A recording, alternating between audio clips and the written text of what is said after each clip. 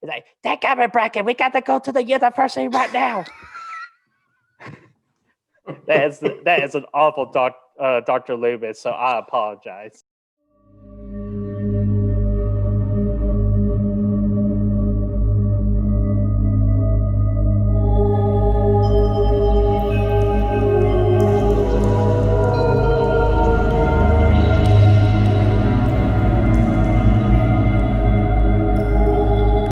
They're here.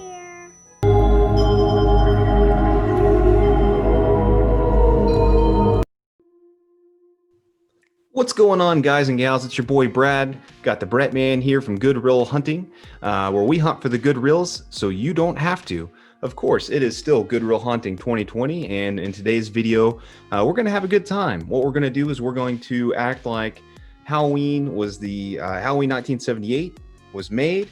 There was no sequels, no remakes, nothing. It was just made, and we've been presented the task to come up with a sequel idea. Via the studio. They come up to us, they say, hey, you guys, we need a sequel to Halloween. It made some good money. Let's do another one. Yeah, so, they need our brilliant minds. They need our brilliant freaking minds. Yes, they do. And there's no rules. So like we can set it at any time period. You can do it 1978 still, 1979, 1980, 2020, 2010, 2018, 2015, whenever. No rules. Or 2099. 2099 would be interesting. It could happen. You can kill off all the characters. You can bring all the characters back. You can not use the same, whatever you want to do. So that's what we're doing here today. And I think it's gonna be a fun video, and we're gonna get them creative juices flowing once again. You excited, Brett? Dude, I'm always excited when it comes to Halloween, which I know Good Reel Hunting 2020 is coming near to its end. But I'm telling you, these next 3 video stretch, including this one, are going to be some of our best work yet. I can already tell. I agree. It's been an awesome month so far. Thank you to all of our viewers. We couldn't do it without you guys, and it has been awesome to interact with you guys, and it's just been awesome so far. It's been a nice journey getting to know some of you guys, and it's been awesome, man. It's been an awesome month. Yeah, absolutely. Which again, thank you so much. And this has been something we've been talking about ever since we started Good Reel Hunting, and we are ready to get started. So Brad, start us off. All right. What is your idea? My idea. So what I would like to do, okay. So Halloween 78. Let me pull up my notes here. I got a few things. Now, this isn't a fully fleshed out script or anything crazy. It's just a general concept, and even that's not even fully fleshed out. But what I would do is I would have the sequel begins right where 1978 left off, Halloween. Okay, so it's kind of the same way Halloween 2 was. It doesn't last like this, ladies and gentlemen. It's just for the beginning. So it's kind of like the Halloween 2 from 1981. You get kind of a recap of what happened. Michael gets shot off the balcony. Loomis looks over. Oh shit, Michael's gone. You know, he wasn't very surprised, but that's the way he looks. He comes running downstairs. Laurie's still in the house. He goes out there.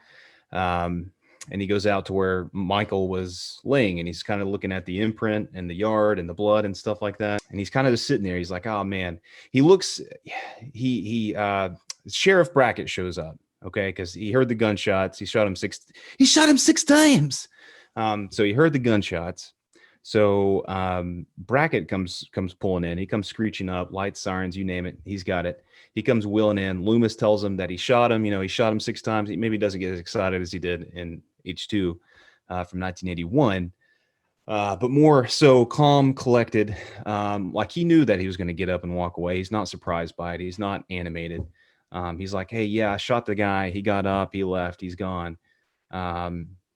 He's like, I thought I had him, but he's no longer there. More deputies come rolling in. They hear the gunshots. You get cops rolling around everywhere. They're sitting up a perimeter. They get up there, and they get there, and they kind of break off to search for Michael. And then you see, so Brackett's like, he's trying to get everybody. He's trying to command the scene. He's telling them all, we got to set a perimeter, all this. They all break off. Laurie comes walking out the front door of the Doyle house slowly. She's you can tell now that she's like starting to feel the effects of the night. She's starting to feel the fact that she's lost her friends. She's got sorrow on her face. Like she's She's crying. She's upset. She comes out really slowly, in pain. She approaches Brackett. Okay, and it's a very emotional scene between the two characters that had some chemistry together in the first one, where Lori tells Brackett that Annie was killed and that she's across the street in the Wallace house. And it's a very emotional scene, very emotional. Um, and then you kind of get Brackett. He loses it. He goes running over there to the Wallace house and sees Annie in there. It's similar to Rob Zombie's Halloween 2, if I had to compare it to something. You get a crazy scene there with Brackett. He's losing it. He's sad. He's losing it. Dr. Loomis goes with him. And at that point, Dr. Loomis and a couple of the deputies, they go to follow the blood trail from Michael to try to find him. And they go down the street. And this is, so what I would say here is like, you either have them follow the blood trail to somebody else's house, or the door's like busted open and like somebody's dead in there, and then the blood trail leads out to the driveway and the car is just gone. Or I think it might be a better idea is when Loomis comes out to check on the where after he shoots Michael and comes outside, you see like Annie's car from the Wallace house leave the driveway, but you don't really, I guess, attention's not brought to it. You just kind of see it happen like in the background, and Loomis doesn't think anything of it because he doesn't know what just transpired at the house across the street, and he doesn't know that that's Annie's car per se. So maybe that's a better one. Maybe he takes Annie's car and you just kind of see him drive off in the background as Loomis goes out to the front yard. And then you get that. It's a nice little opening, just freaking throws you right into the same night. Chaos is ensuing. Michael's on the loose. You have no idea what's going on. And then it freaking cuts. We get the Halloween intro. You get the music. And then you get the, it cuts to the next year. So it's 1 year later, 1980. What do you think so far, Brett? You digging it or what? Yeah, I like it. Like you're kind of like describing kind of like a quick recap, but and just like the small little aftermath after that recap, because a lot of us would like to know what happened exactly right after that particular scene. Yeah, I think so. And it's nice I think you get Michael, he's on the loose, like, and it sets that up. He's gone, he's not getting captured, he's just out there. And it's consistent with the ending of Halloween. Right, and plus he's the shape too, so he's kind of like you kind of want to build him up like he could be anywhere. Exactly. And now he's gone. No idea where he's at. Cut to the next year, and you get so this would be 1979. 1979, either Halloween, maybe the day before Halloween, was something like that. And then you see Laurie. He's in Dr. Loomis's office up in Smiths Grove, and they're talking. It's kind of just a scene of exposition where you pick up that Dr. Loomis has been helping out Laurie for the last year, PTSD, things like that. She's not like a patient of the hospital or anything, but he's just kind of been helping her out because they've built a relationship over the last year.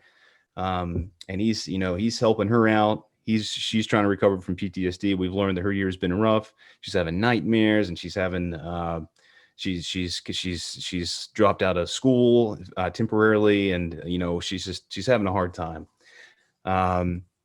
They walk out, and in the scene, Loomis is trying to comfort Laurie. He's like, he's gone.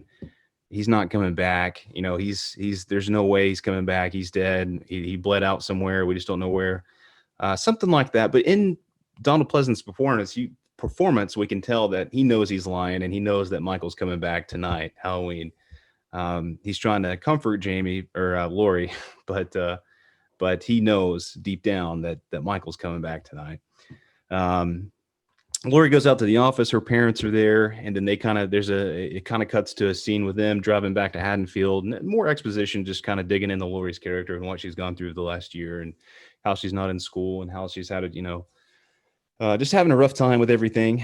And then we go back to the office where Loomis is there, and he's talking to his nurse, and he's like, "Oh yeah, last patient of the day. I think I'm done." Maybe we see him go grab his gun, his revolver out of the drawer, and then it cuts to him driving. He's driving to Haddonfield too, ladies and gentlemen. He's driving, and we get a nice scene here with like some freaking John Carpenter music, just creepy stuff. Not the Halloween theme or anything like that, but just a creepy background kind of music. And you get establishing shots of Haddonfield and things as he's driving through the town. Yeah, and would you create that little like fall setup too, kind of like what Yeah, Halloween we 4 got did? yeah, we got brown leaves, we got freaking leaves everywhere. You can kind of feel the autumn air per se. He's driving through the town and he goes to the sheriff's office where he goes in. He's like, "Hey, I need to speak with Sheriff Brackett now." And he goes in there and Brackett's there and it's like he's been waiting on him to come back. Like he's a shell of what he used to be. He's lost his daughter. He's pissed. Like he's like, "Yeah, I've been waiting on you.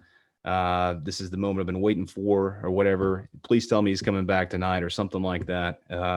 Some kind of nice. It's a nice scene between the two, with them getting introduced to one another. Where we get Brackett, we see that how intense he is, and then maybe like he's like freaking. Loomis is like, "Yeah, I do believe he's going to come back tonight," because like, yeah, he's been gone, and who knows where. It doesn't matter because he's the shape. Like that's a question we don't need answered. But he's been gone. But Halloween, Dr. Loomis knows is a trigger for him because that's the anniversary of his original murder. So like, he knows that he's going to come back and try to. In his psyche, it's just wired for him to get this way around Halloween time. So he's like, yeah, I do believe he's going to come back. So we reestablished a partnership between them two. Maybe Brackett's like, "Oh yeah, I'm not gonna need this badge tonight. I'm not gonna need these handcuffs. All I need is my freaking gun and my shotgun." Like he takes all that off and he's like, this isn't.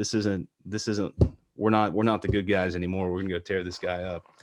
Um, and then okay, cut two. They go Loomis and Brackett. They go to the Myers house. They walk up to it, go around the back door this time, where it's padlocked. Who's got the key? Brackett does. He opens it up. They go in. They go up to the Judith's bedroom upstairs, and in there you just see freaking.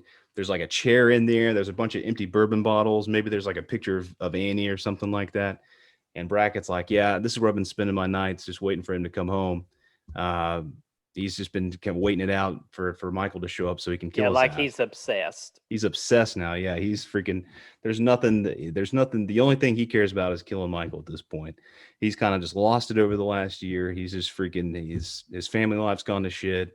His work life's gone to shit. Maybe he's freaking drinking now. Whatever. He's just freaking lost it. So they go there. They kind of nice little scene where they go into the Myers house. Got the padlock on there. And then this next kind of segment I thought of, it's kind of hit or miss. I mean, I kind of like it. I think you have Lori go to the cemetery. Maybe she's at Linda's grave, and then she begins to walk down through the cemetery. And there's another person in the cemetery, like in the distance, and she kind of looks over at him. She's like, "Oh yeah, I feel your pain." Walks over. She gets to Annie's grave. She's looking down there. She's just kind of talking to Annie, like, "Oh man, it's been a year already. I can't believe I wasn't there to help you. All this, yada yada yada." The other man in the cemetery, you can see in the back, he's not in focus, but he turns, he starts looking at Lori, and it's just a subtle thing in the background. Like Lori's talking, and you see this guy way back here, just kind of looking, and then he walks off, and then freaking Lori wraps it up, walks back close to where that area was that guy was at, looks down, and he sees freaking Judith's gravestone. So it's like, she's like, "Oh shit, was that Michael that was back there? What was going on?" He's not wearing a mask or anything. We were at this point, we're trying to leave it. Was it him? Was it not him? The main question I want to be thrown out there is he coming back or not? Is it just is everything gonna be fine? Is he gone for good, or is he gonna be coming back tonight? So we're not ready to make it clear that he's back yet or not. That's a question we'll leave unanswered if that was him in the graveyard or not. Yeah, just like throw out the mystery of like the what if. Exactly. It could be, it could not be. Build up the suspense. Like to me, I can just imagine in my head that being a suspense scene. Yeah, originally I was thinking like you could have Lori there, and then you see the figure in the back looking at her, and he throws it the head tilt, and it's like, oh, it was good, but I'm like, that's a little bit too like. There's no questions there. Like like out in the open. Like again, he works best from the shadows.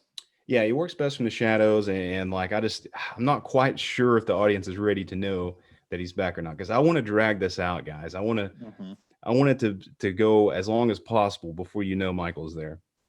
I want it to be a question like, is he coming, or are they going to be okay? Mm-hmm. So then maybe you get, at this point, this is kind of where things are up for interpretation here. Maybe at this point, Lori goes and picks up Tommy. I'd like to bring Tommy back because I thought her and Lori had some good chemistry in in Halloween. So I'd like to bring Tommy back. So maybe she goes to his school, picks him up, like just to walk home with him. And you kind of talk about how they've kind of developed a little bit of more of a relationship over the last year because of the events from last year. Maybe you learned that Lindsay moved out of town, because I think that would be a reasonable thing to do given all the shit that happened in her house.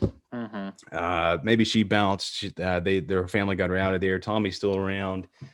And then you get to Tommy's house and they kind of split up or whatever. And then, at that point, I think I would like to have a new character for Lori to interact with, like a friend or maybe a boyfriend, or maybe a friend that's a boy that's not necessarily a boyfriend, something like that. So maybe she goes to a friend's house, they're talking or whatever, they're hanging out there for a while, and you get some creepy scenes, kind of like the cemetery thing here and there during all this stuff, but nothing yet to know that Michael's back. Like maybe they walk by the bush, at some point whenever she's walking with Tommy, and it starts to play with her head a little bit. Oh yeah, kind of like that from the original where Michael was behind that bush and he walked into there and he did that magical disappearance, and Yeah, or like in the it's in her laundry. head. Yeah, it's in her head, or maybe Dude, like that in would be the a good scene. yeah, it's in her head. The laundry thing too, like it's playing Mike because it's a trigger for her as well too. Um, but I'm thinking she goes and kind of hangs out, and the rest of the story is kind of, I mean, it would take some more fleshing out to get it all detailed. But I'm thinking like we bring Tommy back. They walk home. You get a new character for Lori to interact with. Maybe she goes to his house or whatever, hanging out. It's all kind of cool and kosher with minor like creepy elements happening here and there to kind of make you think that Michael might be there. But not quite sure yet. And then like maybe later, when shit starts to hit the fan, Lori's she's going to her house, right? Where her parents live. She goes in there. Freaking parents are freaking gone, dude. Freaking got killed by Michael or whatever. They're dead. She starts freaking out. And this is when shit just starts to hit the fan. It's freaking nonstop from here. She calls Brackett. He comes over there. He's like, oh man, what the hell? It's happening. It's happening. Loomis is there. I think that would be cool. And then the three of them are together. And then Lori's like, yeah, I gotta go freaking make sure Tommy's safe or something like that. So maybe she goes back to the Wallace or the Doyle house, and Dr. Loomis maybe goes with her. And Brackett's like, I got to go back to the Myers house now, dude. I gotta be ready for him. He's gonna show up over there, something like that. He gets back to the Myers house. He realizes the freaking padlock's been busted open.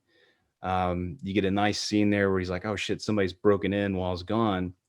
And he goes in the house and stuff. He goes in there. He's like, he's ready to rock and roll. He gets up there to the Judith room, and what does he see up there?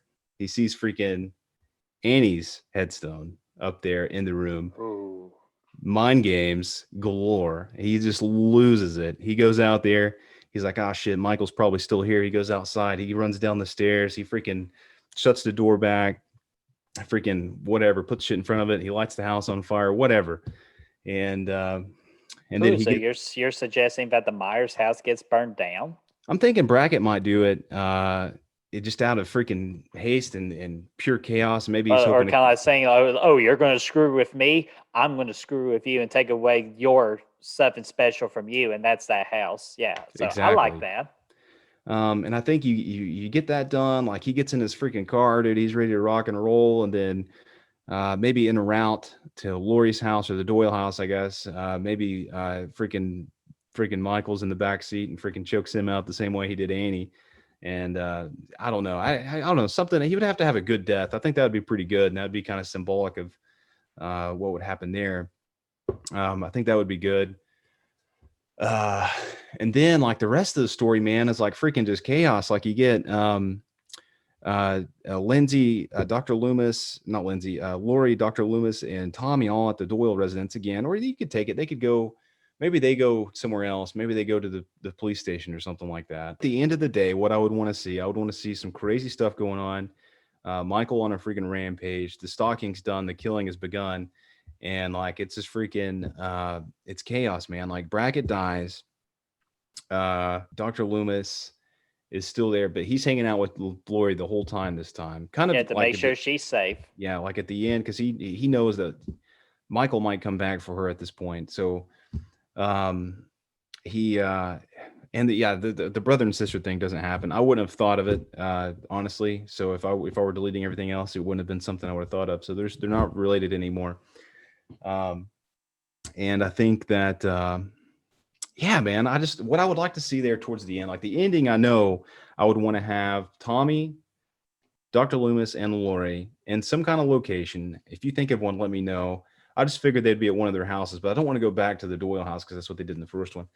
But you get them freaking Dr. Loomis ends up dying. Like they get kind of stuck in a situation, and Dr. Loomis kind of sacrifices himself to save Lori, sort of, or maybe he's just duking it out with Michael, and he ends up losing the Duke session. Um, Maybe like in Halloween 2 at the hospital where he gets stabbed like with the scalpel.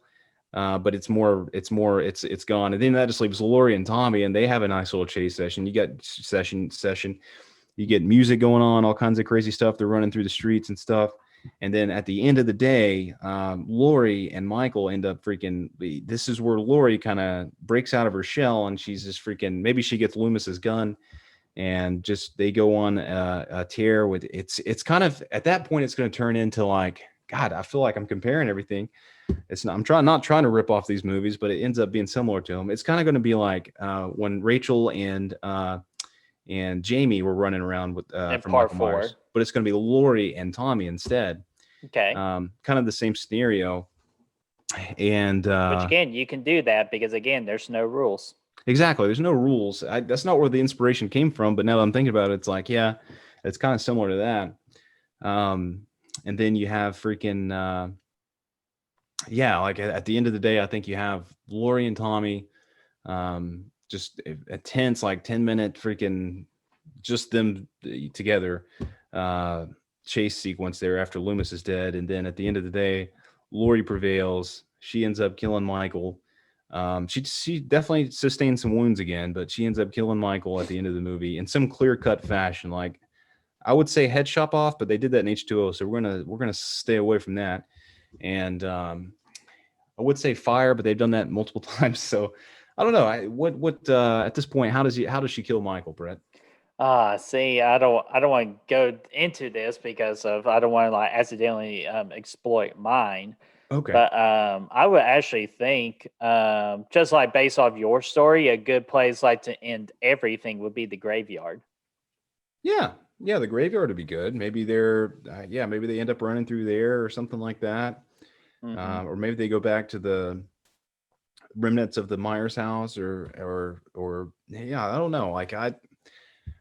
Or maybe they go back to the Doyle house at the end of it. Maybe they bust in there to try to get to Tommy's parents, who's around this time, and they end up back in the same place where the first one was, and it's kind of symbolic and it's nice. And at the end of the day, I think you just get a nice battle between Michael and Lori.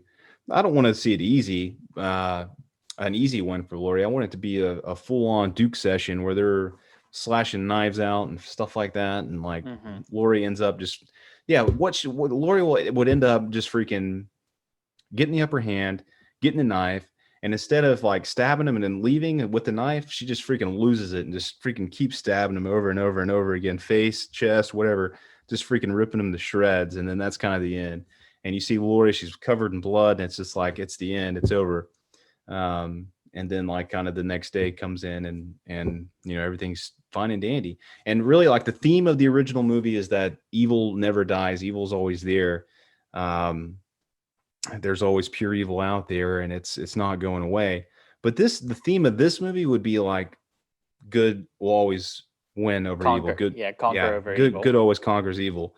And Laurie is about as good as you get. Like Sheriff Brackett wasn't going to get him because he wasn't as good as Laurie. Like he's lost it, and he was kind of toeing the line at that point. What I would like to see a lot of scenes with him where he's just he is toeing the line. He's like of justice. He's totally gone inside, and he's ready to go out there and kill the guy. So that would kind of be like, yeah, he's not as pure as Laurie would be. Laurie is just a great person, a good individual, and she ends up being the ultimate for Michael, which means good prevailing over evil. And I think be a good theme, I think. And I know, like, I didn't. I'd like to kind of flesh out the ending some more and stuff. There's so many different ways you can take it and stuff. And I don't know. Do you have anything you'd want to add to that, or No, discuss or flesh out some more, or do you want uh, to get into? no, I'm like the same as you. Kind of like with your story, there's so many possibilities you can go with that, and it's kind of hard to think with one at the top of my head. I kind of need a week, like, just to process your Yeah, story. yeah, I could use some more. Like, I wouldn't mind to think about it some more and try to flesh it out even more. But I think the setup overall, the setup I like is a year later, Lori's PTSD with Michael, Brackett's freaking lost his mind, and then from there the chips fall where they fall. But at the end of the day, I would like to see, yeah, I think I'd like to see freaking at the end of the day, Lori winning the battle over Michael. There you go. Dude, but yeah, just shut up and take my money on that script or just on that story concept. Hey, dude, I would like to see it myself, especially up into until you get to the point after the graveyard. I'm like, at that point, I felt really good about. But then, at that point, it's all kind of just a toss up. Like, I would have to really decide on which direction I want to take it. But I think it'd be fun to see. Yeah, absolutely, dude. So, What you got you an idea as well there? yeah, it's probably not going to be like quite as drawn out. Like, I'll do the best I can to just kind of like get it on the same like level of view of how you explained it. So just bear with me. Um, Mine will start out a year after the offense of the original. So they will be in 1979. And we opened up the movie with the intro of the, the da da da da da da. But again, like a little bit more up tempo because again, like with the sequel, you just gotta ramp a little everything Amp up it a up, little yep. bit. Yeah. Kind of like again, trying not to copy, but kind of like the Halloween 2 opening with their like da da da like perfect. But of course, we can't copy it because again, it doesn't exist. But it's just something like up tempo, just to get the whole thing grooving. And see here, yeah. And we start off. We see Lori wake up. It's storming outside like crazy, like lightning. You see the windows flash. Kind of create some suspense. And she's just walking around the hallways, just trying to figure out what's going on. And it's like she's looking for something, and then she sees this bright room, like the door closed. Underneath the door there's this little bright light, and she's like, well, what's this? And she opens it, and bam, we have the exact same shot for when she found her friends for the first time, with Annie on the bed and Oh that yeah, tombstone. And then yeah. when she turns around, there's Michael there with the knife and just does a big stab. And then all of a sudden, ah, Lori wakes up from a She, complete nightmare. yeah, As I'm with you, like she should be having nightmares because that's just such an experience. Like, how could you not have a nightmare yeah. over it? And then so she just relaxes and all that. And this is the big concept of mine. She's in the dorm room. She's at school at the University of Haddonfield because All right. as Resurrection did, they had Haddonfield University. So I like to take a little bit of that. No, I'm not leaving, dude. I know I didn't want you to throw resurrection in there, but I'm not leaving. I'm sticking Well, no, around. no, no, I'm not, because again, it doesn't exist, so I can I take know. that idea. I know. So, I'm kidding. she wakes up from her nightmare, and her roommate's like, "Lori, are you okay?" Like, Lori's new best friend, kind of, is her roommate, and Yeah, that's she's what I like, needed. I needed a new best friend. Sorry, I didn't mean to "Yeah, interrupt you, but oh no, you that's a good?" good idea. I And like where you're going with this. yeah, so like just to check up on her, like she knows everything Lori's been through and all that, just to be a support. And Lori's like, "No, I'm okay." If and you see her like take some prescriptions and all that for her PTSD, and then she goes to class, and she goes and you see a scene where she's a part of a psychology class, and the topic is the mind of a serial killer. And then you see the professor like talk about like what makes a serial killer tick. And then Lori's like really paying attention because, she's lived through something like that. Making But it. the problem is she doesn't know why Michael did what he did. So she's probably like interrupting the professor, going, well, sometimes not all serial killers have motives. And then the professor's going to be like, well, no, like that, you got to have a motive. And it's like you've dealt with some boogeyman or something.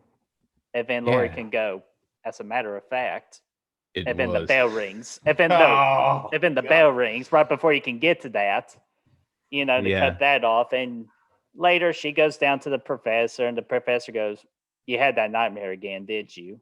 Because, throughout the course of that freshman year, they started to bond over a relationship because, Lori's studying that psychology and all that. Can I ask you a question real quick? Sure. Is Ginny in that class from Friday the 13th? No, she is not. Even though she would be awesome with Dr. Loomis. But Sorry, didn't mean to but cut you off. no, you're good, dude. I But thought they could be classmates.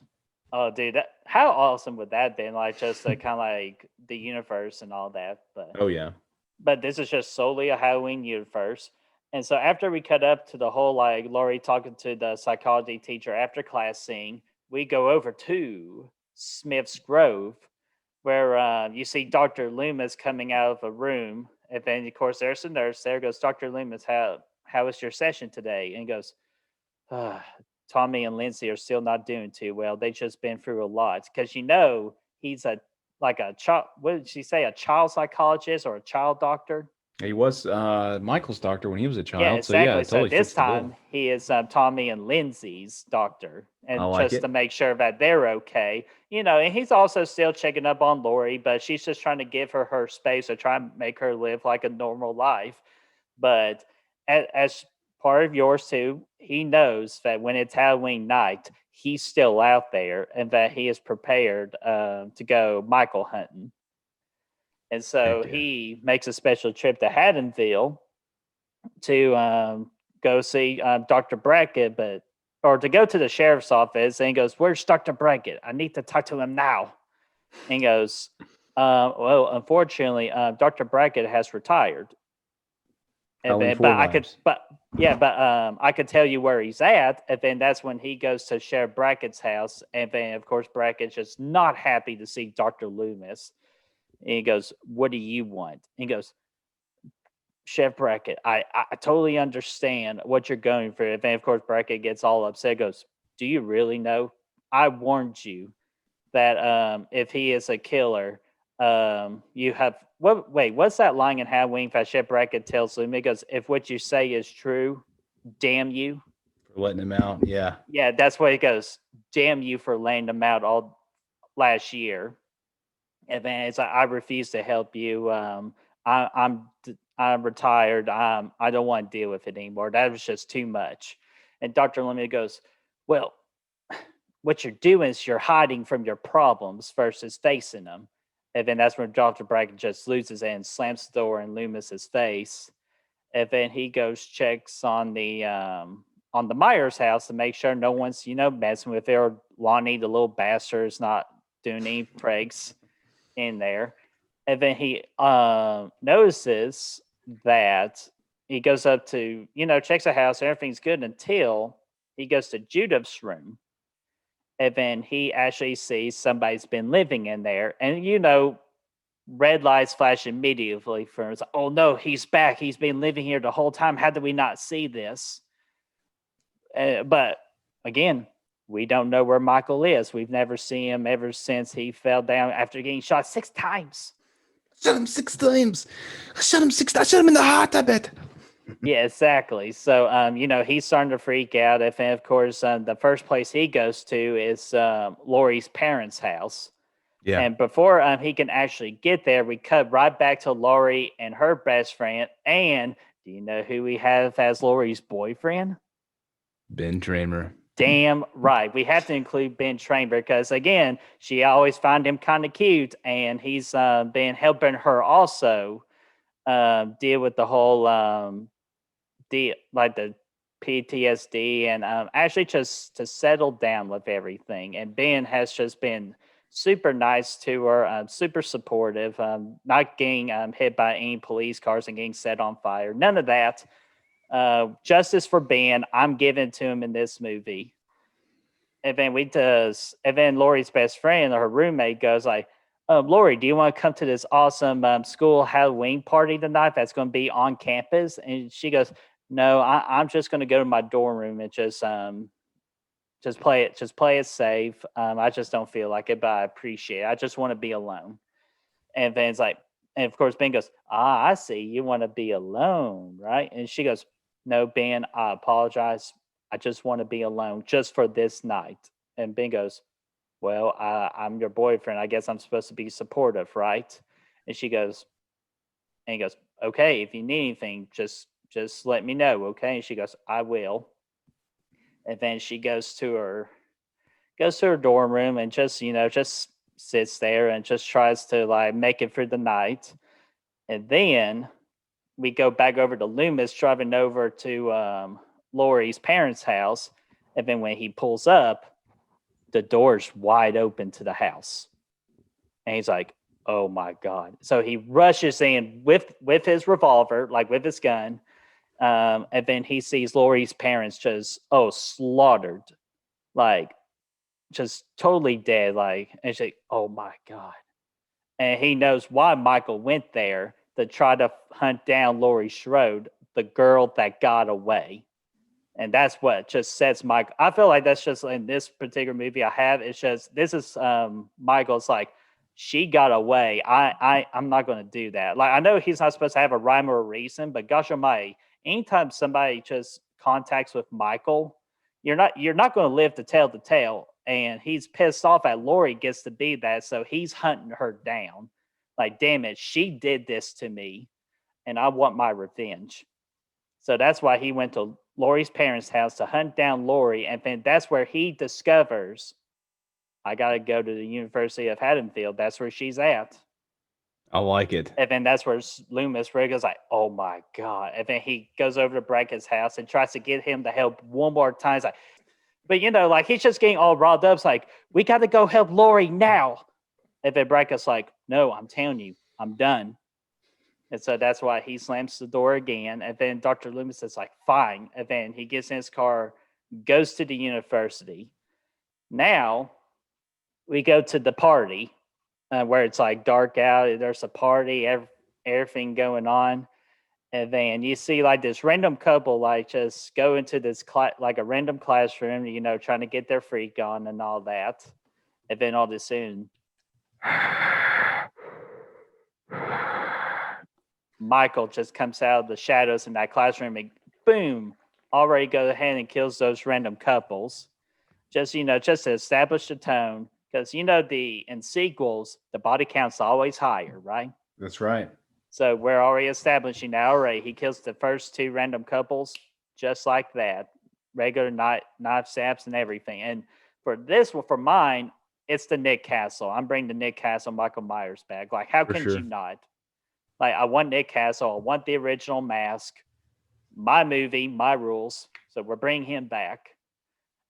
And then you see Lori's best friend getting like with her boyfriend, or just just trying to hook up with any guy because she wants to have a good time too. And here's the kicker: you ready for this? I'm ready. She tries to get with Ben, and then Ben's like, "No, I can't do this. I like Lori," and she goes, "Whatever." Like figuring it out, just the only reason she's friends with Lori is so she can get with Ben. Just like a little side story there, like just her being a bitch. And you know what bitches get you? Stitches. Exactly. So, and she finds this random drunk guy, and he takes them and goes to like an other part of the university where it's quiet. And I guess who's there too? Michael. And he kills her and that drunk guy, like separately. Does some cool stuff, like a cool death and all that. And then Lori's just sitting there, and she's on the phone, checking in on Tommy and Lindsay because she still cares for them, especially what they've been going through, just to make sure they're okay. And then she tries to call her parents' house. No answer. She's like, I know they're not going anywhere tonight. So she hangs up, tries to call him again. Still nothing. And that's where she's starting to like freak out, like, oh my gosh, what's happening? Am I actually like? Are they safe? Am I safe? So she leaves the room and decides just to go to the party. And the party's just starting to end, and Lori is at the party trying to find Ben, trying to find her roommate, best friend, and all that. And then all of a sudden, just as the crowd was getting ready to clear, she sees Michael. Like she thinks she sees Michael, but she wasn't too sure. And then Michael's starting to come close to her, and she starts to run. And then as soon as she turns around to run, she runs into another person with a Michael mask on. And then, the guy takes it off and goes, "Are you okay, ma'am?" And she goes, "Ugh," and she turns again, no Michael. Like she thinks she's seeing things like her PTSD is getting to her. And she goes, "I'll be okay." And then she decides to look all over and ask questions to figure out where everybody is. And then they point them to the right direction. And then she's roaming through the hallways to like classrooms and all that. And then all of a sudden, Ben comes out of nowhere and scares her. He goes, "My God, I'm glad I found you." And then he has blood on his hands. And she goes, "What? Why do you have blood on your hands?" He goes, I found your roommate. She's dead."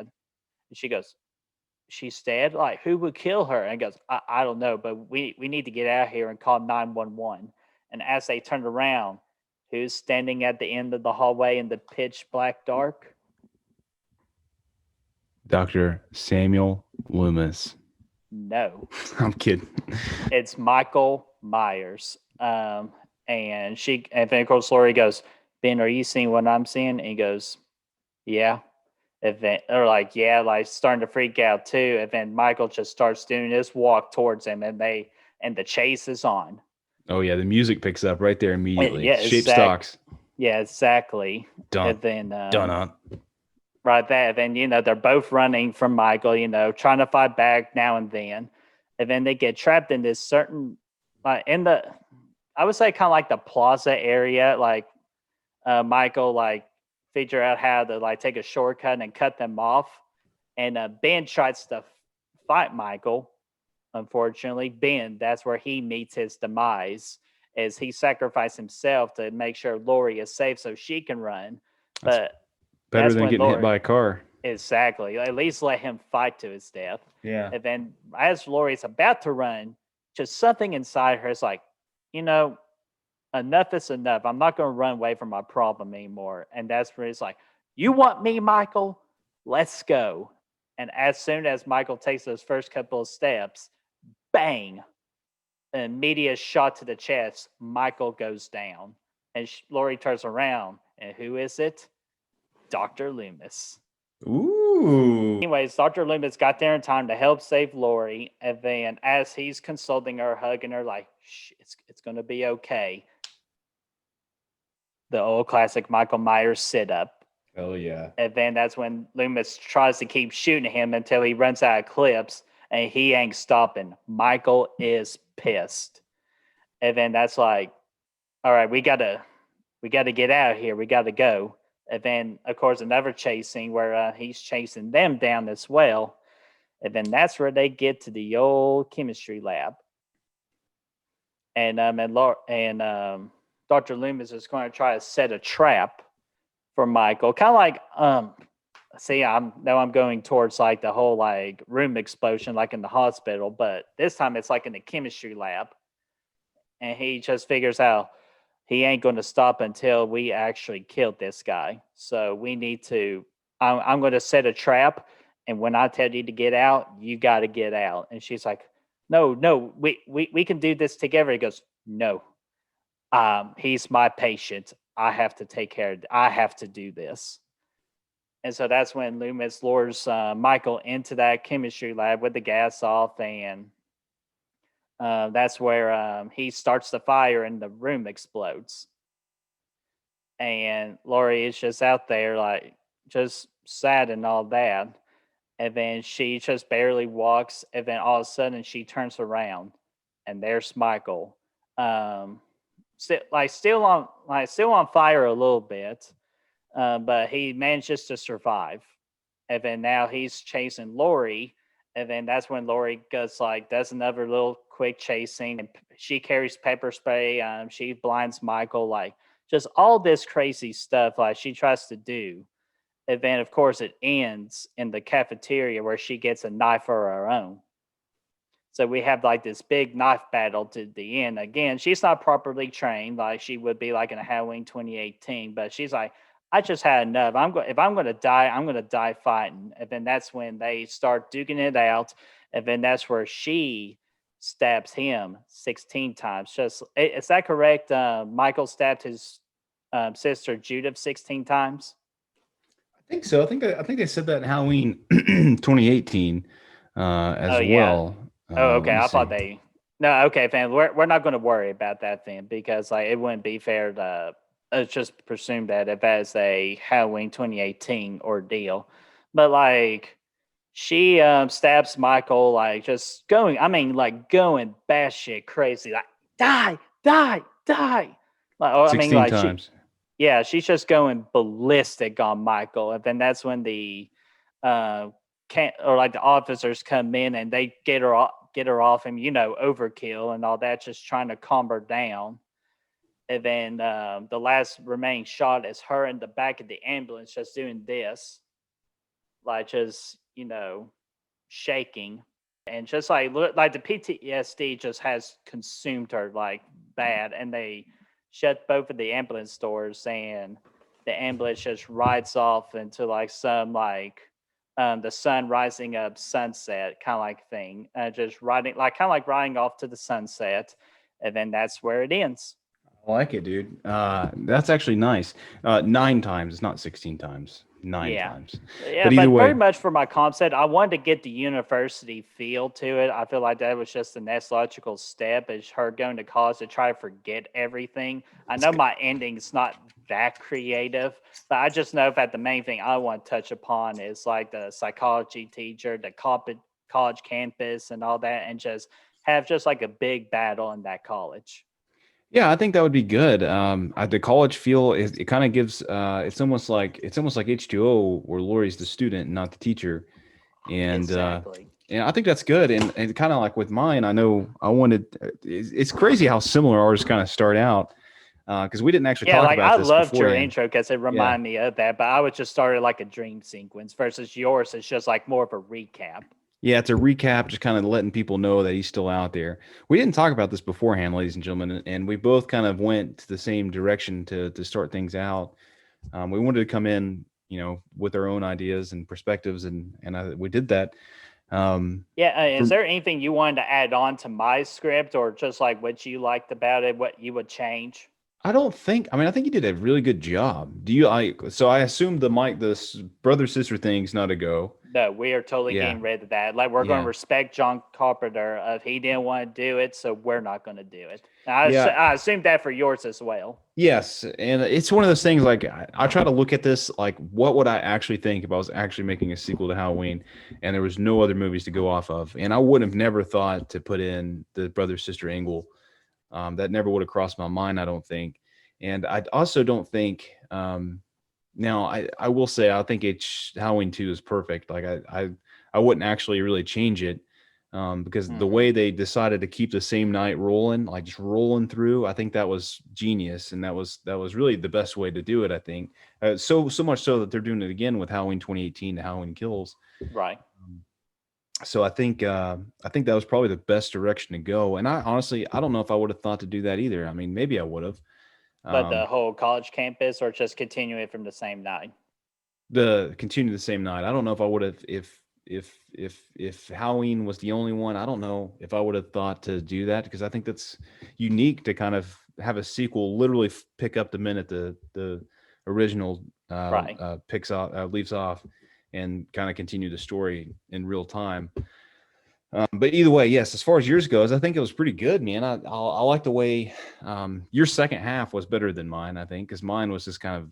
I mean, I didn't Oh flesh shoot, my mine was second. all over the place. I'm sure both of us, like combining our heads together, we could create a better ending for both of ours. But Yeah, yeah. my main goal is I just a college campus setting would just be spectacular. And the next like step to do with the Laurie Strode. I think that'd be good. character. And yeah, my main thing was the setup, right? Like my main thing Right, was good like versus evil. good versus evil, and the whole I want the one thing I wanted to draw out, the main question I wanted the audience to ask themselves is Michael coming back? Is he here or is he not here? And I wanted the characters to feel the same way. I wanted Lori to feel that for sure, and I wanted Dr. Loomis to continue thinking that Michael's back, but I didn't want that to be revealed until I wanted to go from 0 to 100. So like everything's fine, nothing's happened yet, maybe a couple little creepy things, but then Lori comes home and parents slaughter just like they were in yours. Hmm. And from there, it's just it's chaos, pretty much full on action for the rest of the movie. Um, so that was my main thing is the setup. And then like from there, I didn't really flesh out the details of the night. Right.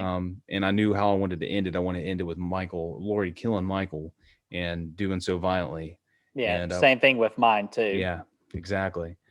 And I like to like again yours establishes the good versus evil. While my kind of like establishes like you can't run away from your problem. You have to face your problem. Exactly. Yeah, I like that. That's another good theme to throw into this because that's like in the first movie, Lori finds her problem, and then the second movie, She she deals with faces the her problem. problems. Yes, like the first movie is all about Lori discovering that the boogeyman's real per se. Yes. So, and then the second movie, she kills him, I think, and that's it. Like, there's no more story to tell. It's all wrapped up, and that would be the end of it. Then we move on to Halloween 3, the season of the witch. And start 30 that more days till anthology series. Halloween. Yeah, and start that anthology series, man. Yeah. So, is there anything else you want to include pitch wise, or we just No, I just just think, covered it? yeah, I think that, I mean, there's so many different directions you can take it. And I think it's interesting that we both pick kind of the same setup. Like, I know mine, Lori Just different wasn't. settings. Yeah, mine, Lori was dropped out of school due to depression, and then in yours, she's in a different setting, which is good. But overall, the setup 1 year later, Lori's going through some psychological problems, some PTSD. Dr. Loomis is there. On mine, I had Brackett kind of heavily involved, where yours, he's more of a hermit, like Luke Skywalker in Last Yeah, it's Jedi. just running away from the problem, which Yeah, again, like how your message is that Brackett didn't have like the truest intentions, like the purest intentions, good over evil. Like he was more acting evil, while mine's being more like running away from the problem. yeah, for sure. For me, it's like Brackett's just he's lost everything, and he's going full on. He's towing the line between right and wrong, and he's out for vengeance and only vengeance, and that at the end of the day is what causes him to die. Ironically, that's why he's not able to catch Michael, is because he's so obsessed with him. That's kind of the theory that I wanted to go for there. Of course, it needs to be fleshed out more, but I think, yeah, I mean, I think overall, I think we have some good stuff to work with, and I think given if we actually had some time to write something out, I think it would be pretty damn good. Yeah, dude, absolutely. So let me go ahead and ask this for our viewers.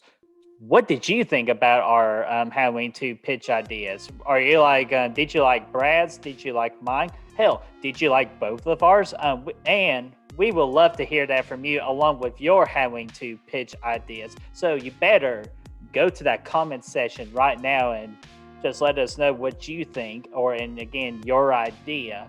And Brad, where can they find us? You can find us on Facebook, Instagram, Letterboxd, Spotify, Apple Podcast. We're in all those locations. So come join us. Help us hunt for those good reels. You don't have to do it because we're doing it for you, but we'd like you on the journey with us. So jump on board. We'll have a good time, and we'll hunt the heck out of some good reels. Yeah, absolutely. And if you like this video, be sure to subscribe to our channel. Of course, like this particular video. And lastly, ring that bell, ding, ding, ding, so you know when our videos are available. I'm excited about it. Oh, yeah. So, we're not going to be able to sleep tonight because of how awesome we're excited for Halloween. Especially, do you want to go ahead and have me announce it? Let's announce it.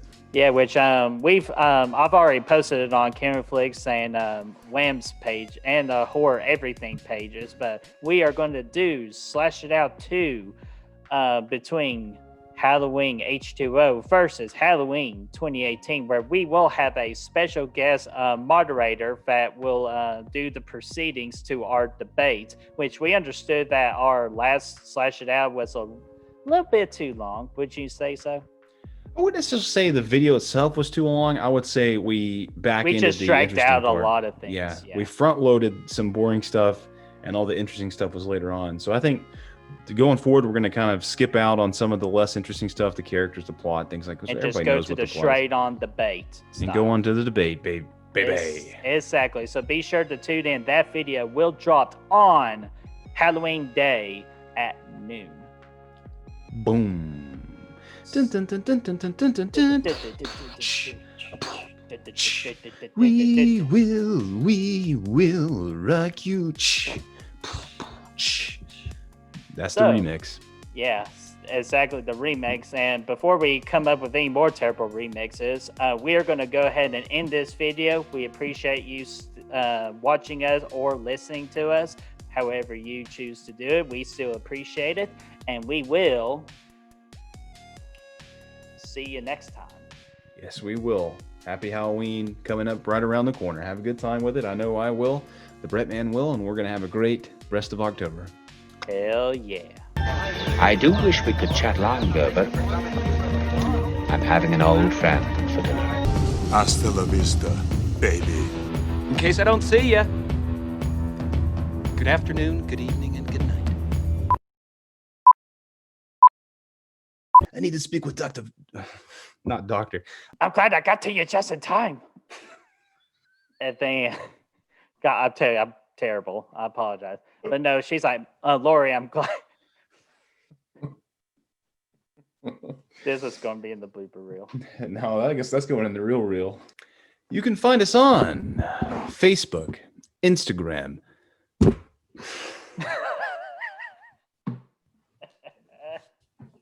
Blooper. Whoops. Okay. Just let me know when you're ready. I'm good. You can find us on. All right, we're good. We're good. All right, here we go. Like Jack Nicholson tearing that door down, dude. He's gets psyched. All right, here we go. I'm ready when you are. I'm ready. You ready? I'm ready.